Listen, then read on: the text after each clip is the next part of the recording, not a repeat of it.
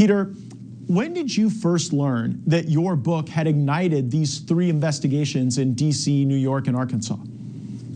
Well, Matt, it's great to be on with you. Yeah, the book came out in May of 2015, and I got calls from people in the FBI. These were the field officers by the summer of 2015. And at the end of the day, there were at least 4 FBI offices, field offices, that were investigating this. Little Rock, Arkansas, New York, Boston, and strangely enough, a FBI office in Lagos, Nigeria, who had an audio tape of somebody bragging that they had given money to the Clintons and were now getting official favors. So that's kind of when it kicked off. And my experience was, maybe you had a similar experience in your oversight in Congress. The field officers wanted to pursue this. They were very professional. And then almost immediately by early 2016, I was starting to get reports indirectly that leadership was shutting this down.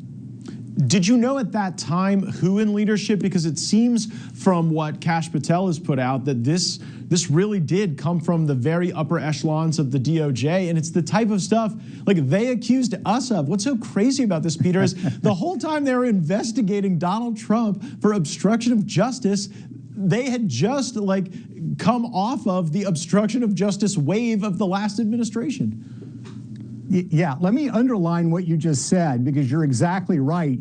At the same time that they are killing an organic investigation that was launched by these 4 FBI field offices that had evidence and were gathering evidence about corruption and pay-to-play involving also Russia, by the way, they were also creating a completely fictional investigation based on no corroborating evidence whatsoever that Donald Trump was tied to Russia. And this, I think, gets to the nub. You played that clip earlier about the lack of scrutiny, as you were talking about in 2017. This gets to the nub of the problem, at least as I see it, the corruption and the cronyism in the main building of the FBI, who are making massive political decisions to influence the 2016 election. They certainly did it in 2020 with Hunter Biden as well. And that's something that I hope Kash Patel is going to work to reform and really clean up.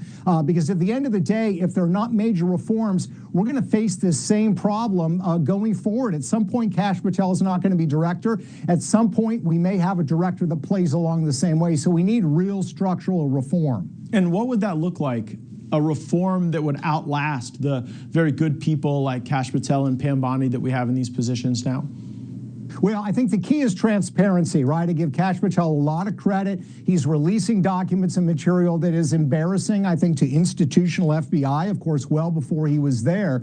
So I give him a lot of credit. Transparency is key. But I also think we have to look at breaking up FBI headquarters. They become too much of the culture of Washington, D.C., and they become Washington insiders. Some of these guys probably were very good field agents when they were assigned to, Detroit or Seattle or whatever, but they get to main FBI headquarters, they start to cultivate relationships with political actors on Capitol Hill or in certain administrations or maybe in the intelligence community, and they become detached from the traditional role that they had. So I'm not an expert in institutional reform, but I think it's got to include transparency and structural change that breaks up that hidden culture of the FBI. And you have to achieve that transparency while at the same time deconstructing the corrupt bonds that have fused between some of those bad actors and the media, right? Because that's what I observed. The way that these people would come to Washington, D.C. from far-flung places all over the country, and then they would be ensorcelled by the D.C. media,